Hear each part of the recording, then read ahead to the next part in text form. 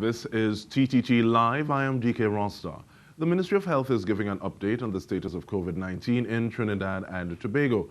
And we're bringing you live coverage on TTT, Chalk City 91.1 FM, Sweet 100.1 FM, Next 99.1 FM, and on Facebook at TTT Live Online. Now over to the Minister of Communications, Donna Cox. Good morning and welcome to today's virtual media conference to apprise you of government's efforts to combat COVID-19. Today with me are the Minister of Health, the Honorable Terence Dialsing, and the Minister of Finance will be joining us soon. The Minister of Health, the Honorable Terence Dialsing, will provide an update on COVID-19 in Trinidad and Tobago. Thank you very much, Minister Cox. Good morning to ladies and gentlemen of the media, and good morning to all of Trinidad and Tobago. Minister Cox, with your blessing and permission, I start off today's, and I just touched my face, chronic. I start off today's press conference on a very pleasant note. May the 12th, 1820, 200 years ago, a very important person was born, and that person was Florence Nightingale. And today, we celebrate her 200th birthday in the form of International Nurses Day. Florence Nightingale came to light, and I use that word light both literally and figuratively, because she was known as the Lady with the Lamp. When she was tending to wounded soldiers during the Crimean War, and she gave birth to the modern nursing traditions. Fast track to 2020, 200 years later, and nurses, the descendants of Florence Nightingale, are now involved in another conflict, that of COVID-19. In the Trinidad and Tobago context, and actually global context, it is nurses whose compassion, skill, determination, and leadership has helped to flatten the curve in Trinidad and Tobago. Nurses have always been the backbone of our healthcare system. And it was very sad for me on Mother's Day not to be able to visit nurses and mothers for the first time in 5 years. As you know, every Christmas, Mother's Day, Father's Day, I go out to visit with the nurses to identify with them. And I always tell nurses, if you can work on a public holiday, Christmas, whatever, I can come out and support you. So today, it is my absolute pleasure to recognize nurses all around the world, and especially our nurses in Trinidad and Tobago, on the occasion of International Nurses Day. May you continue in the traditions of Florence Nightingale to be the lady with the lamp.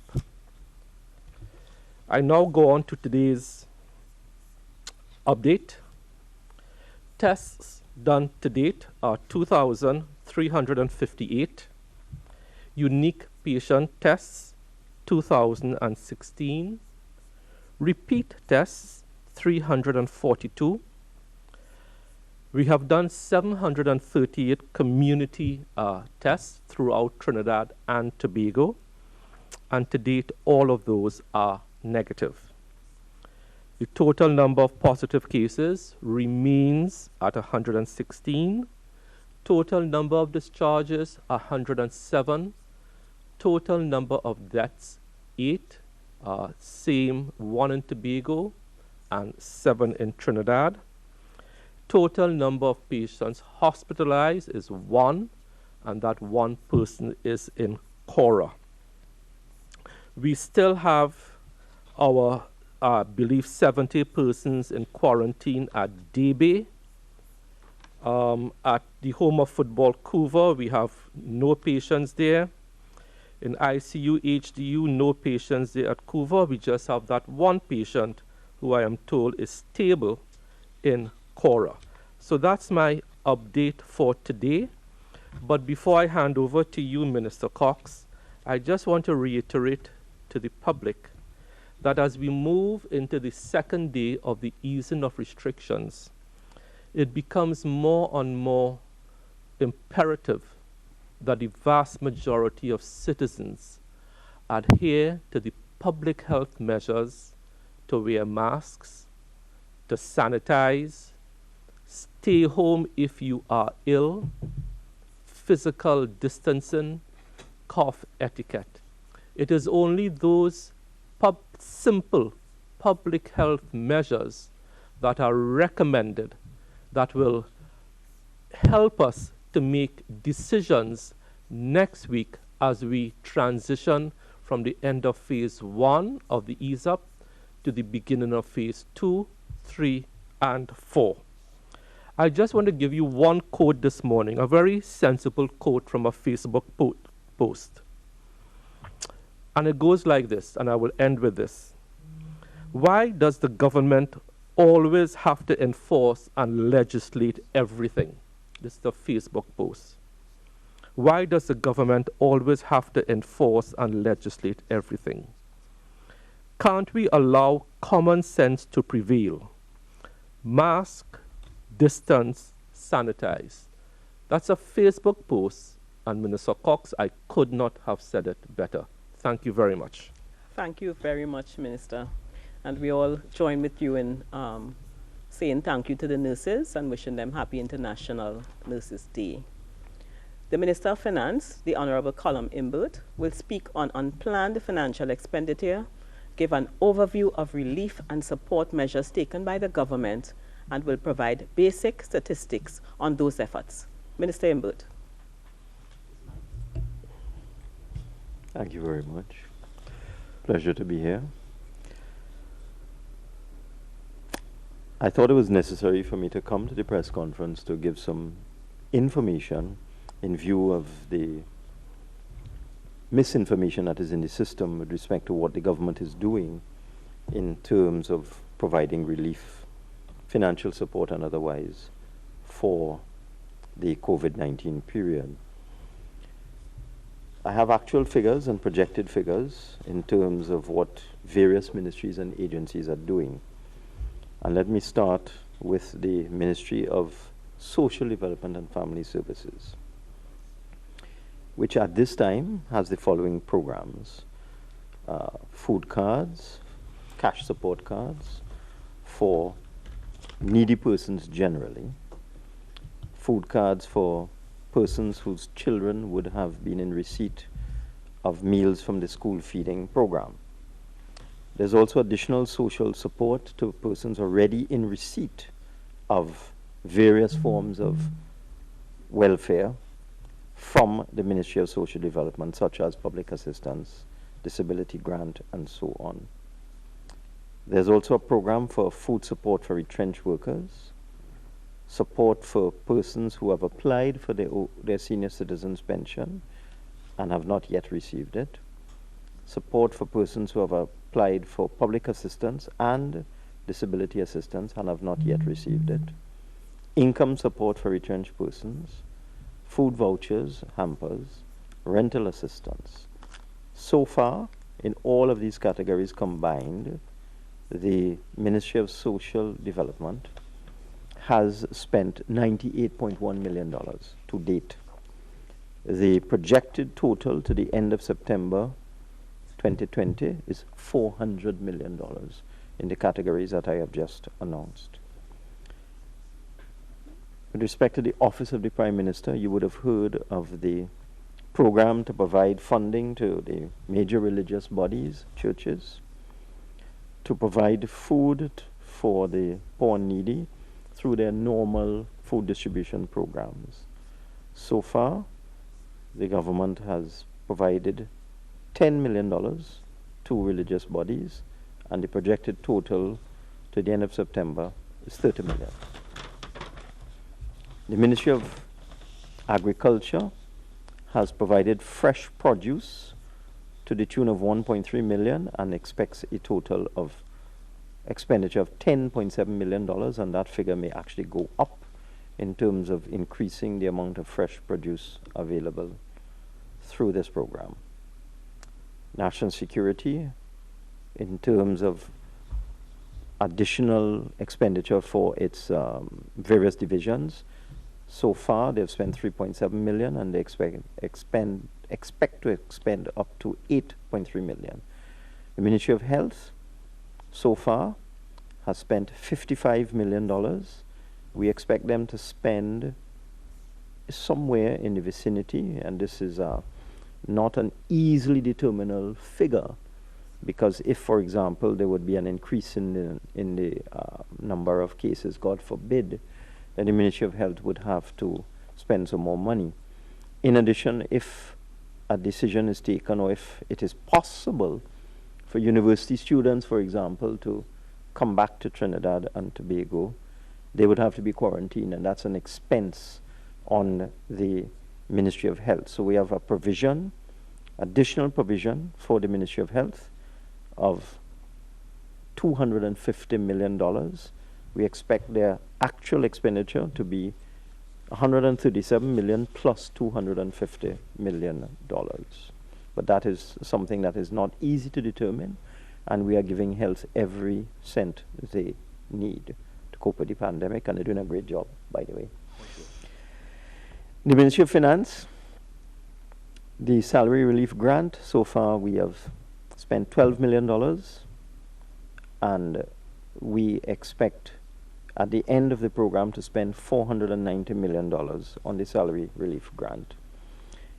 With respect to credit unions, I've signed agreements in my capacity as corporation sole with the umbrella bodies of the credit unions, the Credit Union League, and the Credit Union Financing Body, and over 20 credit unions, individual credit unions, to give them $100 million for their membership, and that may be increased in due course with another provision geared towards small business lending within the credit union movement. In terms of VAT refunds, we've already paid out $700 million in cash, and bonds of $3 billion should start from this week. In terms of face masks, the Ministry of Finance through NIBDEC had put out a tender for face masks, and we received the tenders last week.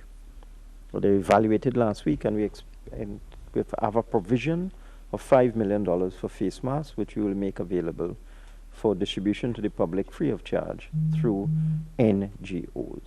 Caribbean Airlines, as you will realize, Caribbean Airlines is earning no money at this point in time, so that we have secured a $65 million loan to assist Caribbean Airlines. That's 442 million Trinidad and Tobago dollars. We may need to give WASA some supplementary funding that is being looked at right now. The Tobago Regional Health Authority has received $50 million from the Ministry of Finance so far. The THA, $5 million. The RHA is for health expenditure. The THA is for enterprise development. We also have allocated another $50 million for hotel upgrades, and we have further provisions for Tobago in due course. In terms of support to the small and medium enterprise sector, that is currently in the final stages of a loan program where the government will subsidize the interest and provide some form of guarantee, and we have allocated $300 million for that. The Ministry of Rural Development and Local Government has so far spent $3.9 million on sanitization, and a further $10 million has been allocated to them for food support. At the end of the day, we intend to spend $30 million on food support through the Ministry of Local Government and $16 million on sanitization. The police have reported they have spent so far $5.3 million on personal protective equipment, and I would expect them to spend another $10 million. When you add it all up, the government has already spent $934 million up to yesterday on COVID relief, and when you add everything up, including the VAT bonds, the Caribbean Airlines facility and so on, the total is $6 billion. I think I can stop there and answer any questions that may come to us. Thank you very much, Minister Imbert. Members of the media, The floor is now open. Remember to identify yourself and the media house you represent before posing your question. We want to give as many of you an opportunity to pose questions to us, but that means in our limited time, we will have to give each media house a chance to get a maximum of 2 questions in. Once we have completed the pool and time allows, I will come back to you. Let us keep this in mind as we begin taking your questions. Newsday. Hi, good morning. Shane Will from the News. Good morning. Good morning. I have 2 really quick questions. The first one for the Minister of Health. Minister Dial Singh, can you just clarify the mask protocol for people who are preparing and selling food in public places? Do you know if the police or the public health inspectors can enforce or sanction a particular vendor outlet they fail to follow the mask protocols? And the second question is from the Minister of Finance, Mr. Imbert. Just wanted to get some response to concerns from small and medium enterprises who believe that they're not receiving sufficient relief from the government. I read today that Mayaro MP Rushton Parry actually raised some concerns about that. So just wanted to get some feedback from you in that respect. Okay. Sure, you go ahead. Sure. So thank you, Shane. Shane, the question you asked is a very important question. As we stand right now, there is no law which carries a penalty or a sanction for not wearing a mask. What we have done so far is use moral suasion, and we are particularly targeting food sellers that their employees should be wearing masks. It's not a law, but it's a public health recommendation. Some food sellers have adopted this across the board, and I want to congratulate them, while some haven't. Some food sellers are also insisting that anybody coming to purchase food must wear a mask, and I highly recommend that. As you know, Shane, I made a very impromptu visit to Independence Square after the press conference yesterday, and I started walking from west to east along Independence Square. And I saw the good, the bad, and the ugly. Actually, I saw the excellent, the so-so, and the ugly. One establishment had everything that you could ask for. And then you walk down a few yards, they had nothing. So what we did yesterday, because the CMO and the public health inspectors accompanied me on that little 45-minute tour from Independence Square to Charlotte Street. We are now going to come up with some minimum requirements, which we will go to the Attorney General with to put into the regulations as to how persons who operate food establishments should protect not only themselves, but their customers. So I hope that answers your question, but right now, it is due to moral suasion and not the force of law. Thank you. Minister Imbert. Yes, thank you very much. There's a lot of loose talk from members of the opposition in terms of not providing adequate support. But there are no details. The statement is made, we're not providing sufficient support. That is the MP from Mayaro, for example. But no specifics. Let me give some specifics. In the $700 million in VAT refunds that we have actually posted out in cash, the first set of refunds were for persons who were owed VAT refunds of $250,000 or less. The second set were persons who were owed between $250,000 and $500,000. And you will agree that businesses that are owed up to $250,000 and then up to $500,000 in VAT refunds would all be small businesses. They would not be large businesses. So that $700 million in cash that we would not normally have paid out in tax refunds, that was directly intended to assist small and medium enterprises. The money that we have put into the credit unions, the 100 million, is for their members and also for those small businesses that borrow from the credit unions. And again, that is to allow the credit unions to give them low interest loans at very good rates. When I did the calculations, you're looking at loans somewhere around 3%, and with moratoriums on repayment of over a year and so on. So that is also intended to help the small and medium enterprise sector. In addition, the salary relief grant of $490 million would certainly help persons employed by small and medium enterprises, as would the $400 million in all of those social support programs that I called out, the food cards, the support for retrenched persons, the rental assistance, the income support, and so on. And in addition to that, we have also allocated a further $300 million directly for small and medium enterprises. And one has to be very careful. When I look at some of the requests being made, they're quite unreasonable. For example, there's a request that we should waive taxes. If we waive taxes, we have no money to provide relief. Money doesn't grow on trees. We've been asked to waive water rates. WASA is already struggling every month. It depends on a subsidy from the government of $200 million a month. That's what we give to WASA, because the cost of running our water supply system and the income that comes in, there's a deficit every year of over $2 billion. We subsidize taxpayers, and the government subsidize WASA every month to the tune of $200 million. So can you imagine if you said, all right, we will stop collecting water rates, what that will do? That means more money would have to come from the Treasury to support WASA, because the cost remains the same. WASA has not sent home anybody. They have not cut anybody's wages or anything like that.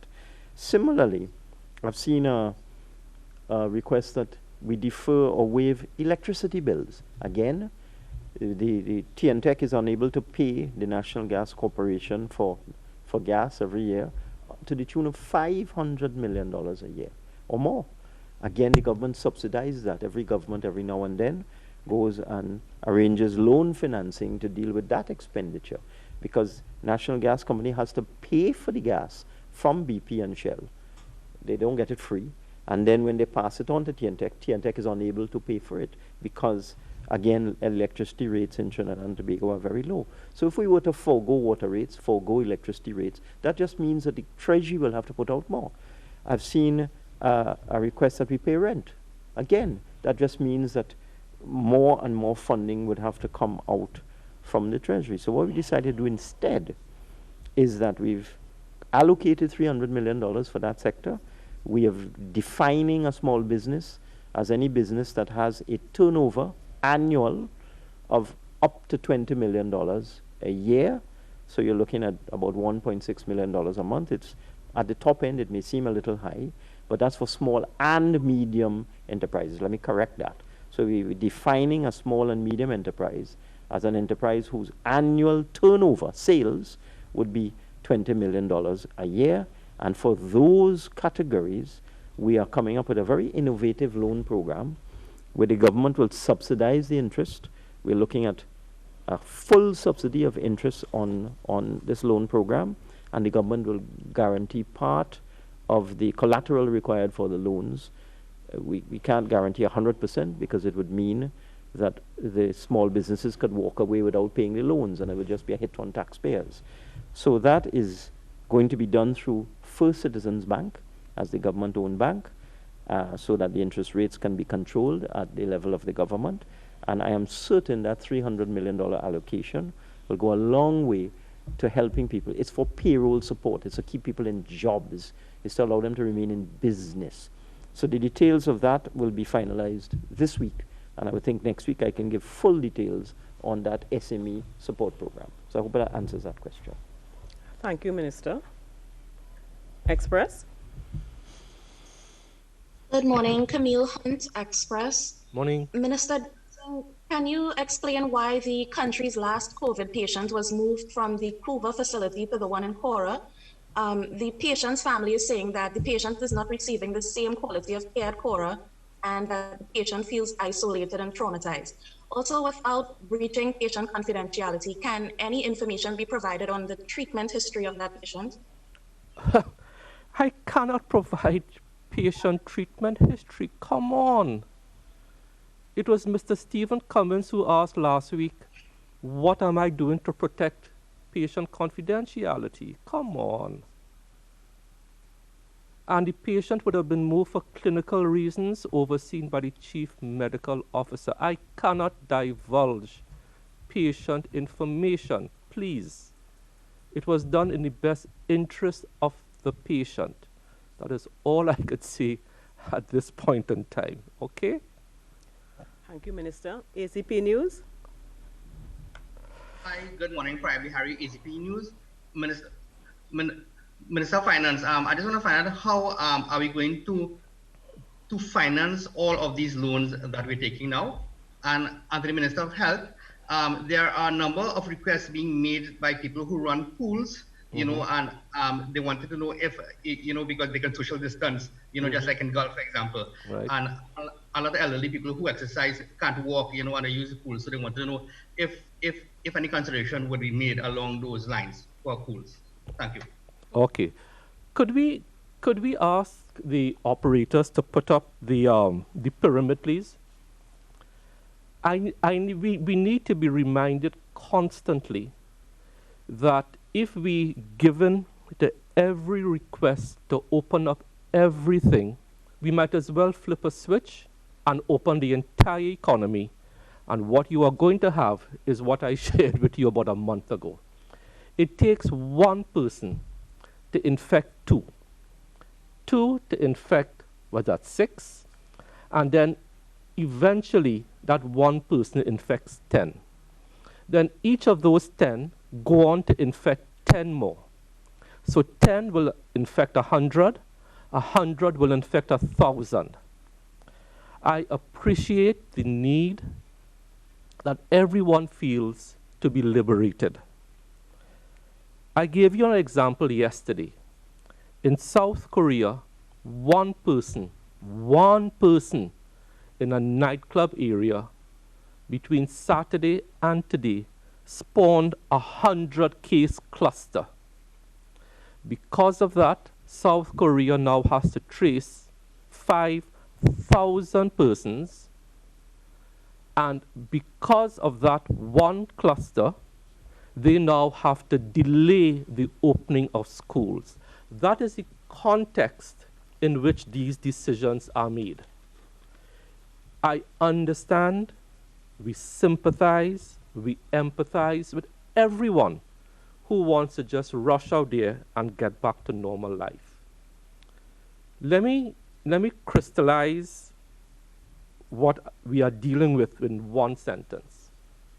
We always say doctors make life and death decisions. Today, it is not only doctors making life and death decisions. Every individual who wants to open up everything now is making a life and death decision. The photograph you saw yesterday outside the Doubles truck with about 20 people, only one wearing a mask. They are making life and death decisions. And prior, the life they may affect is yours, because you don't know if you will come into contact with them. Everybody who is not wearing a mask is making a life and death decision. Not only their life and their death, but my life and my death, the healthcare workers' life and death. These are not normal times. As we adjust to the new normal, the phased reopening is being done based on our local public health authorities, which have led us brilliantly to date, but also on the errors that other countries have made. And let me repeat, South Korea had to revisit the opening of schools because one person spawned a 100-case cluster. So it is difficult to give in to every single request to open everything. We have gone the way with food because we want food to be available. It creates some employment. Small, medium, and large players dominate the market. We have also allowed some construction to start. We never stopped the Curep interchange. We gave the Ministry of Works and Transport permission to engage in every construction project for flood alleviation. Hospital construction never stopped. So construction on a slightly reduced basis went on during our part of the pandemic, and now we are gradually thawing out. The thaw-out process in the first 2 weeks prior is the most critical, because how we conduct ourselves in this 2-week period will determine if people can go back to swim after May the 24th. So that is what we have to hold on to prior. So I hope that answers your question, my friend. Minister of Finance. Thank you very much. We at the Ministry of Finance over the last month have been adjusting our medium-term macroeconomic fiscal framework. We've done projections up to the year 2023. We've looked at all the sources of funding available to cover our budget deficit, our projected budget deficits going forward up to 2023, and our debt servicing.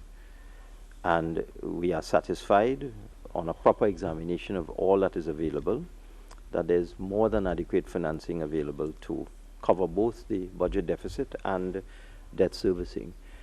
What you should note is that some of the financing facilities that we have pursued in the last month or two are very generous in terms of their terms and conditions.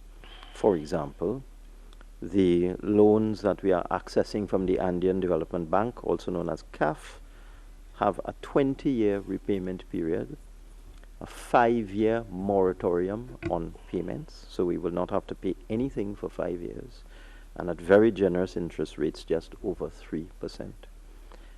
That is also what is being made available to us from the Inter-American Development Bank and the World Bank.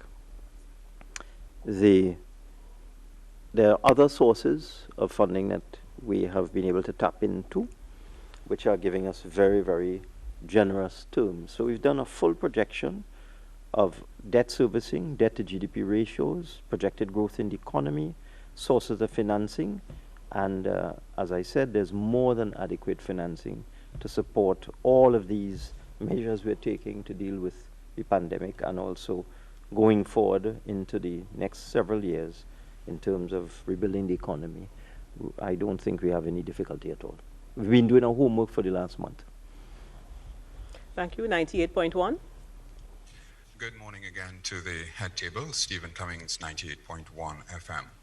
Two questions quickly, one for the Minister of Finance and the other for the Minister of Communication. All right. The Minister of Finance.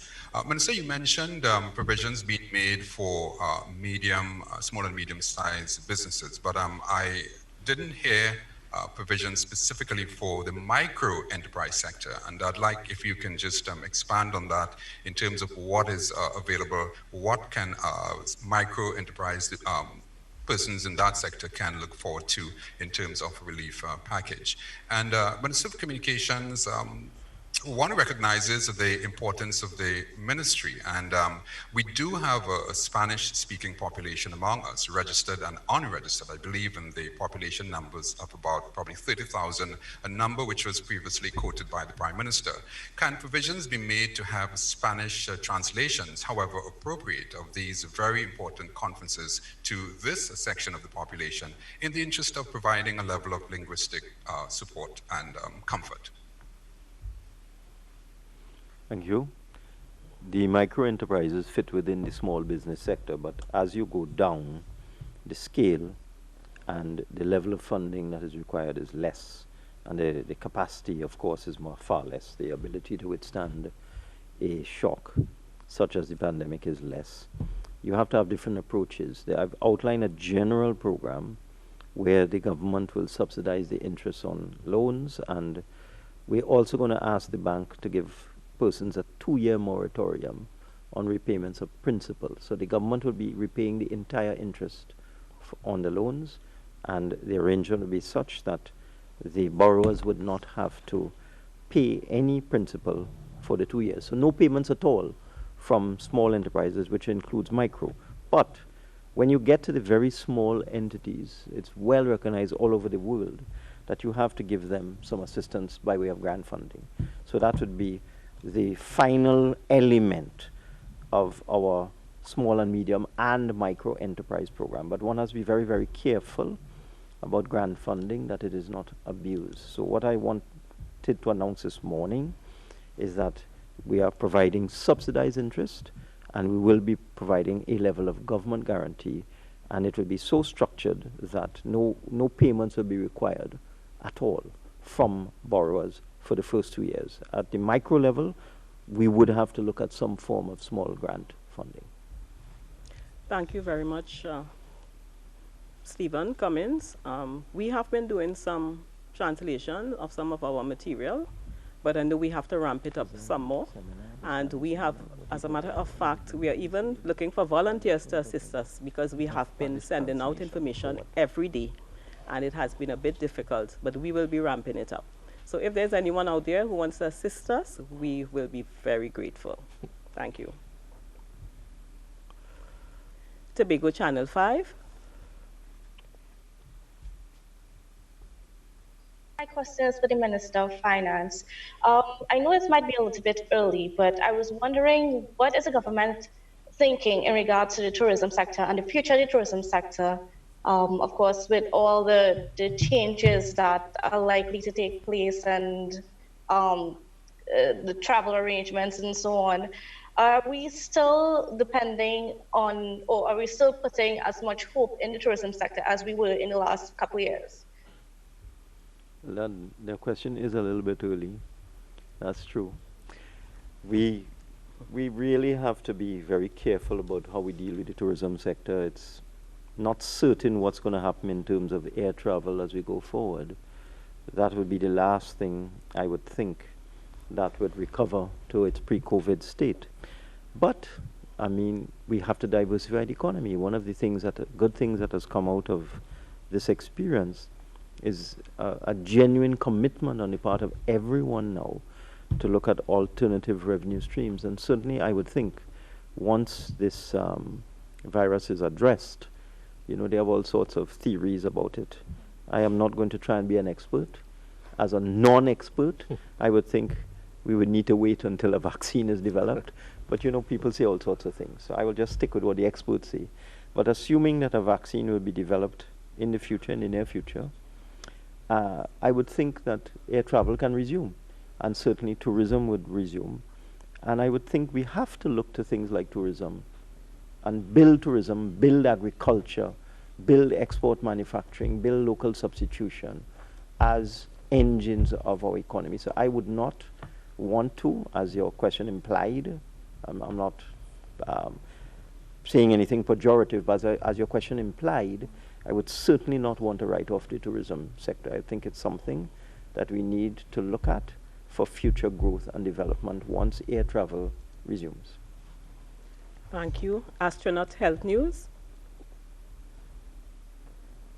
Bernard Stewart, Astronaut Health Newspaper. Good morning to everyone at the head table. Good morning.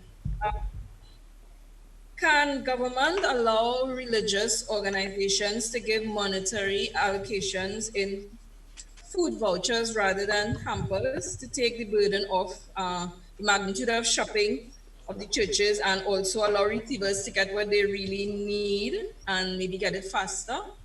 That's one question. And the other is, what's the status of receipt of COVID-19 grants for citizens who have been losing income? Is that you're talking about the salary relief grant? Yes. Okay. Minister of Finance? Sure.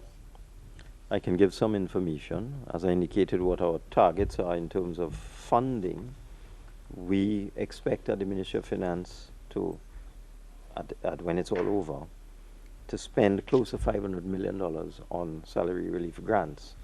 The Ministry of Social Development has a total of $400 million allocated to them, of which the bulk would be for income support grants.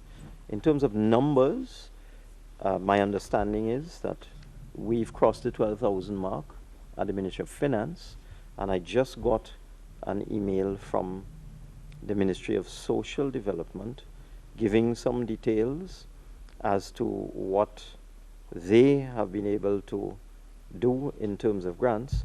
My understanding is that they have a significant number of applications, over 20,000, that's what I'm told. And that in terms of grants, I think they are just around the 10,000 mark.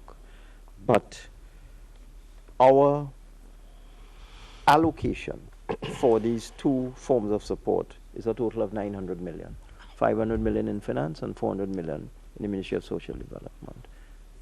With respect to the question about the churches, I have seen some of the churches giving out vouchers from the supermarkets, and by way of a card actually. And once it's for the purpose intended, we are not going to dictate to the religious bodies how they should provide food support to the poor and needy.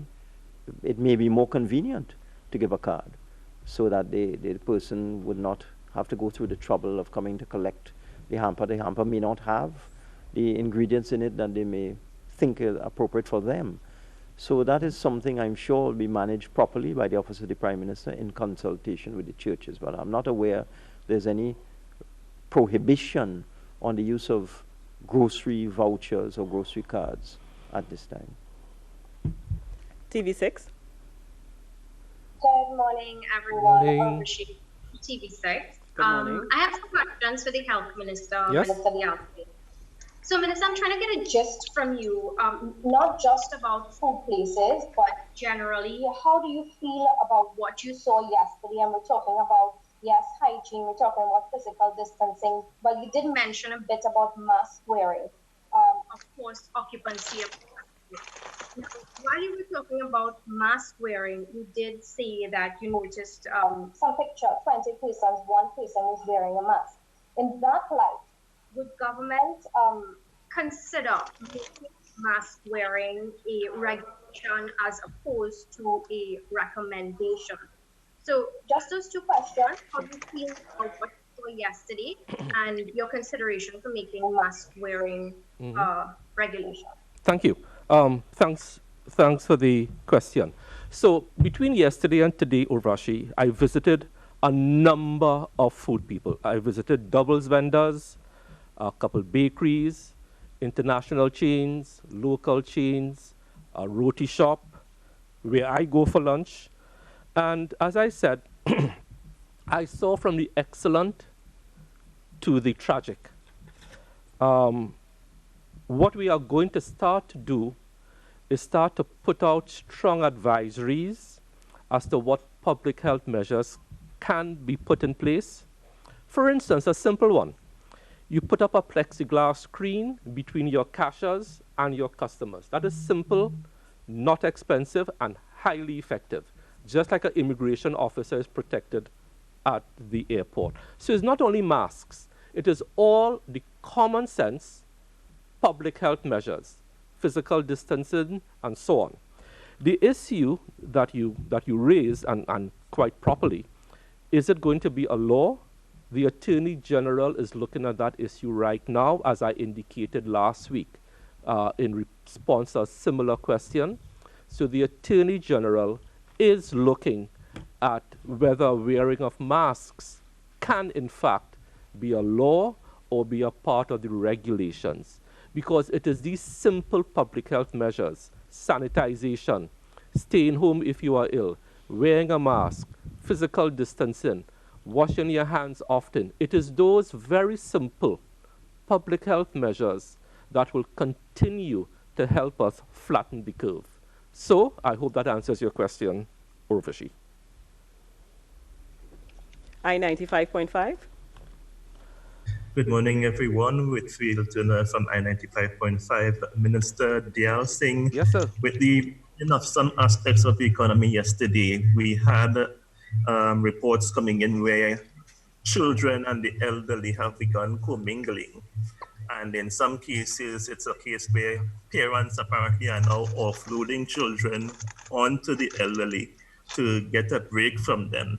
What would you like to see to persons in such a situation?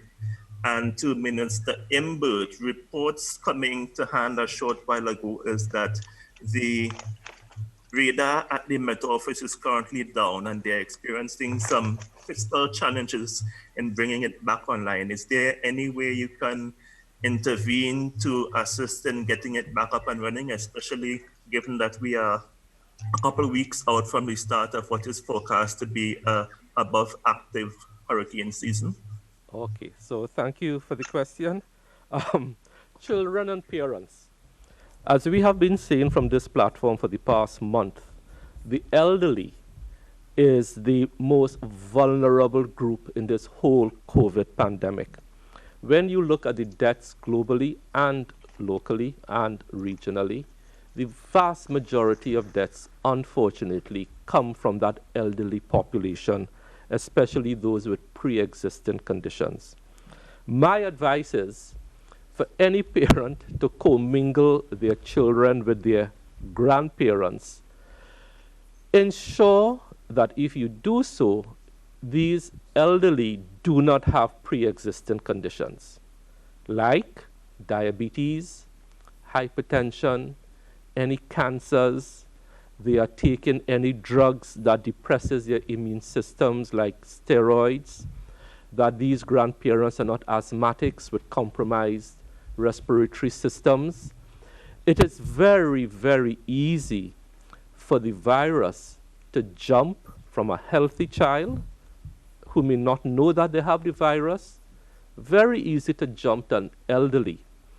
And the elderly, as you heard Dr. Parkinson say here when he was here talking about ventilation, once you go onto a ventilator, your chances of coming off that and having a positive outcome is very, very small.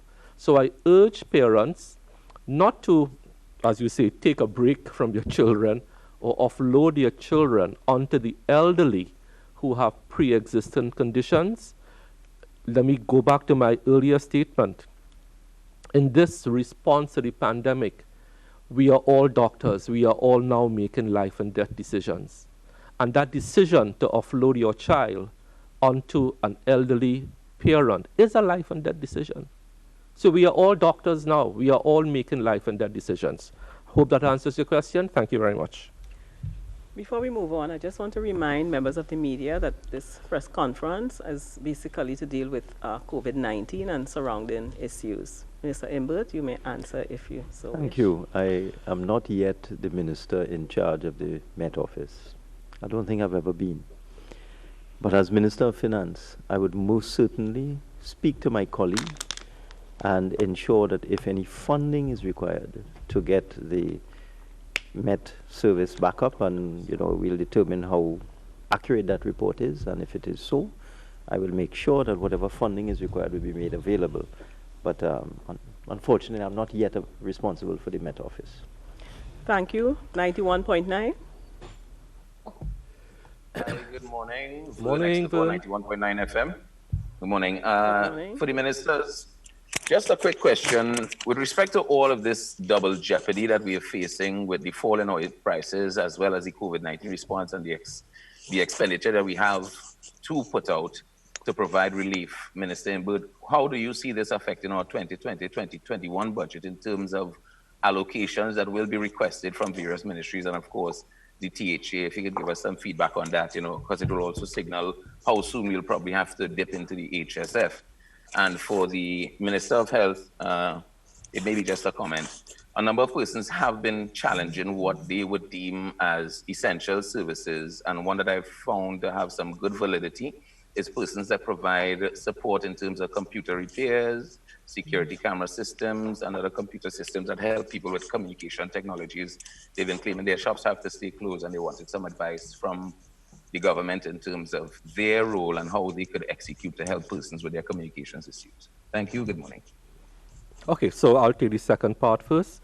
But Vern, as I said at the start, it is possible for everyone in every industry to justify that they are essential.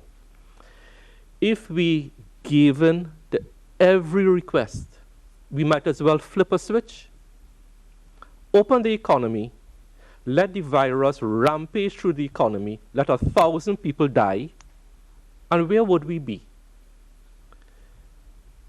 Could we put back up that pyramid, please? Because I think unless people understand what we are dealing with, Vern, we are doing the country a great disservice. That is how the infection spreads.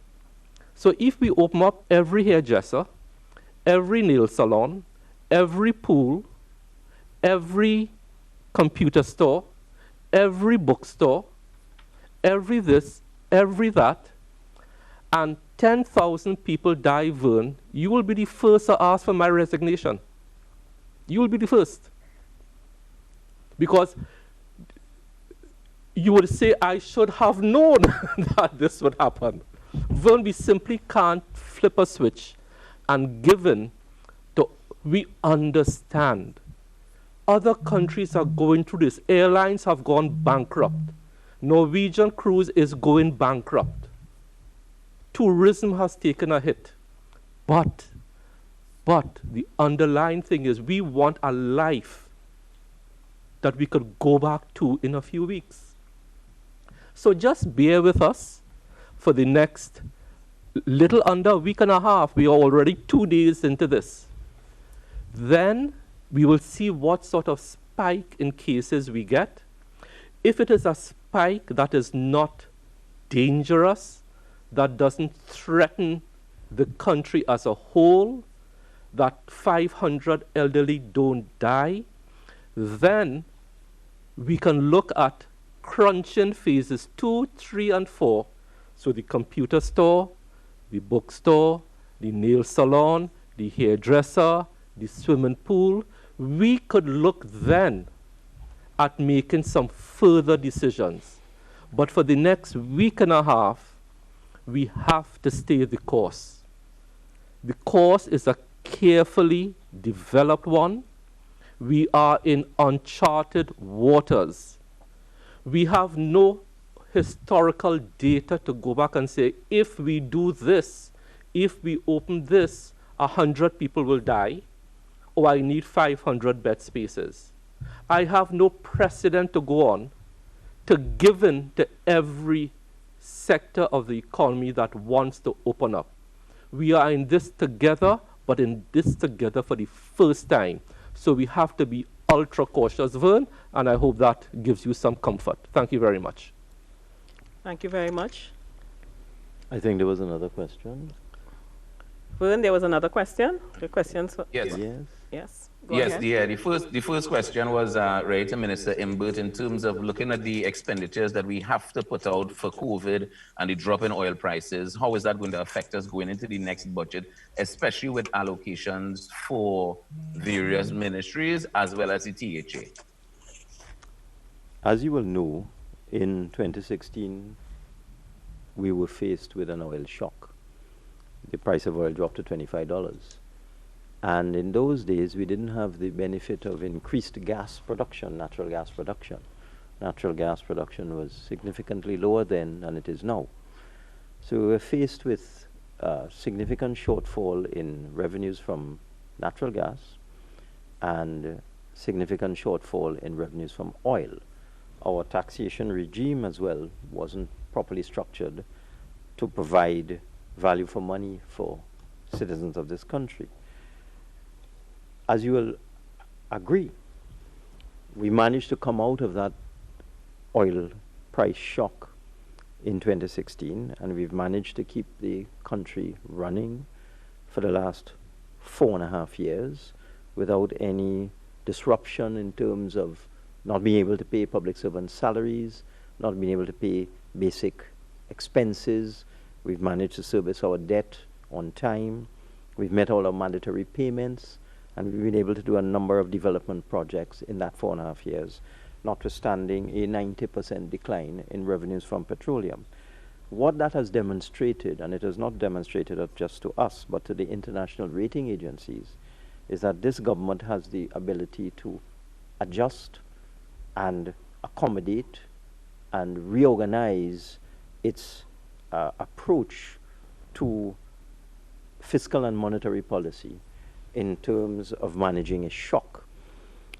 We moved very quickly when we saw the problems with COVID-19. There was a double problem. There was a collapse of oil prices because of a price war between Saudi Arabia and Russia, and to some extent America. And then you have the decline in business activity generally from the worldwide lockdown. But we at the Ministry of Finance, having already dealt with a previous oil price shock where our revenue dropped to 36 billion from 56 billion in just 2 years, we moved very swiftly to determine what our approach should be in terms of dealing with the problems associated with this double whammy, as you call it, that we got this year. And as I've already indicated, we have already decided that we'll keep the economy moving along by trying to spend the original budget, which of course requires additional financing. Fortunately, we're getting a lot of support from international financing institutions. We have amended the Heritage and Stabilization Fund Act to allow us to withdraw as and when required from the fund. But in addition to that, while all of this is going on, the rating agencies have been coming. They haven't locked down. So we had Standard & Poor's coming here, and despite oil revenues dropping by almost 70% in a matter of a month, we were able to maintain a stable outlook with Standard & Poor's, stable for Trinidad and Tobago, and also maintain an investment grade rating. That was just last month.